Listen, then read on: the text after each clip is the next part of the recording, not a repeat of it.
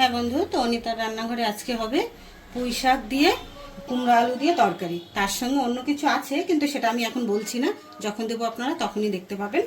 তাই এখন আমি এটা বসিয়ে দেবো। আগে একটা আলুটা হালকা করে একটু ভেজে নেব।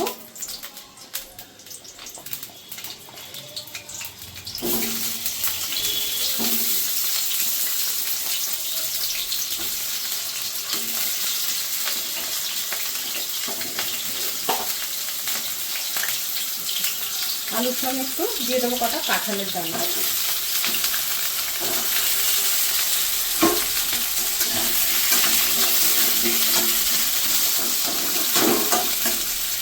কাঁঠালের দানাটা একটু ভাজা হয়ে যাক 2 মিনিট।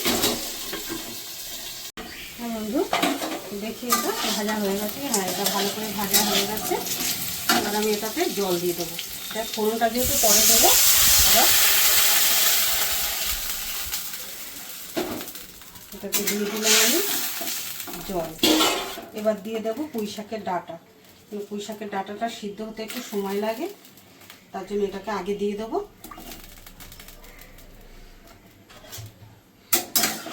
ডাঁটাটা সিদ্ধ হলে তারপরে আমি মিষ্টি কুমড়োটা দেবো আর পাতাটা দেবো পুঁই শাকের। ফিরে আসছি আমি 15 মিনিট পর। হ্যাঁ বন্ধু, তো এর মধ্যে আমার সব পুঁই শাক সব সিদ্ধ হয়ে গেছে। আর আমি মাঝখানে একটু করে আমি এইটা দিয়ে দিয়েছিলাম, শাকটা, পুঁই শাকটা আর কুমড়োটা। তো এবার আমি এটাকে ফোড়ন দেবো।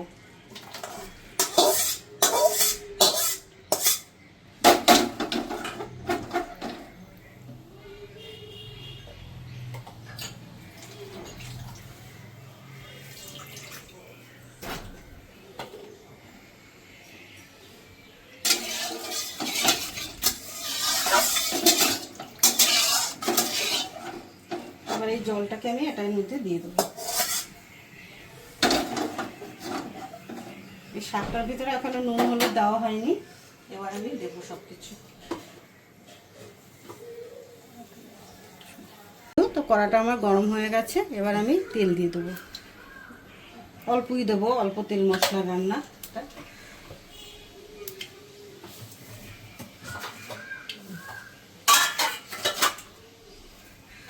আর এটাতে একটু দিয়ে দেবো আমি 5 ফোড়ন।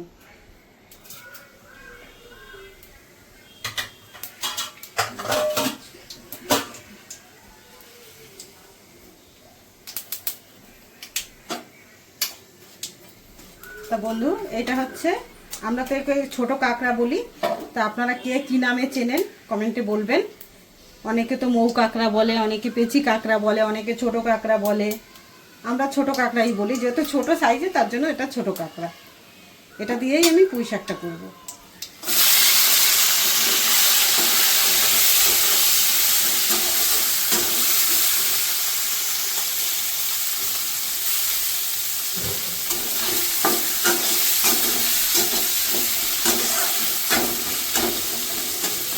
হ্যাঁ বন্ধু, সেটা আমি দিলাম, এটা একটু নুন হলুদ দিয়ে করে দিয়েছি। এবার দেবো আমি কাঁচা লঙ্কা, আর এখানে আছে একটু জিরে বাটা, একটু আদা বাটা। যেহেতু কাঁকড়াটা দিলাম তার জন্য আমি জিরে আদা বাটাটা দিলাম। আর ঝালটা আপনারা যে যেমন খাবেন সে সেরকম দেবেন।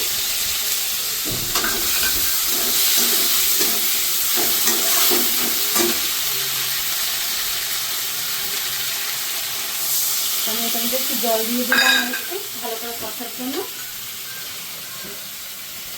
আর দিয়ে দেবো পরিমাণ মতন নুন। অল্প দেই, যেগুলো বেশি খাবে। আর দিয়ে দেবো একটু হলুদ গুঁড়ো।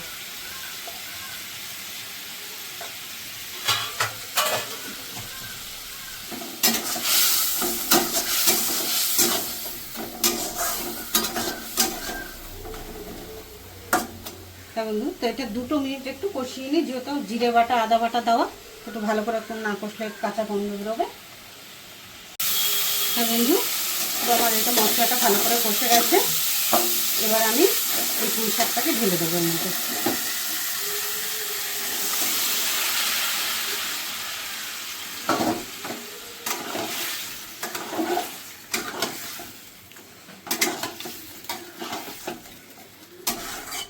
তারপর চিংড়ি মাছের থেকেও এই ছোট কাঁকড়া দিয়ে শাক সবজি যেভাবেই করবেন না কেন সবই ভালো লাগবে খেতে। চিংড়ি মাছের থেকে টেস্ট লাগবে সেটাতে। এবার একটু নুন মিষ্টিটা দেখে নিতে হবে।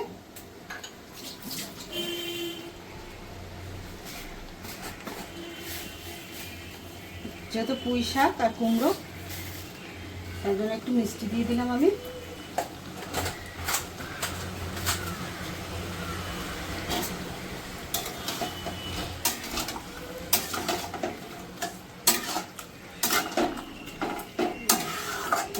আর কিছু আমার এটাতে লাগবে না, আমার 5 মিনিটের মধ্যে সবজিটা আমার রেডি।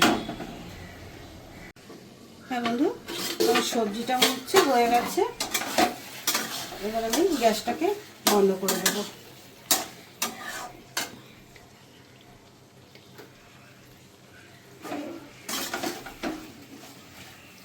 হ্যাঁ বন্ধু, সবজিটা হয়ে গেছে, এবার আমি গ্যাসটাকে বন্ধ করে দিচ্ছি।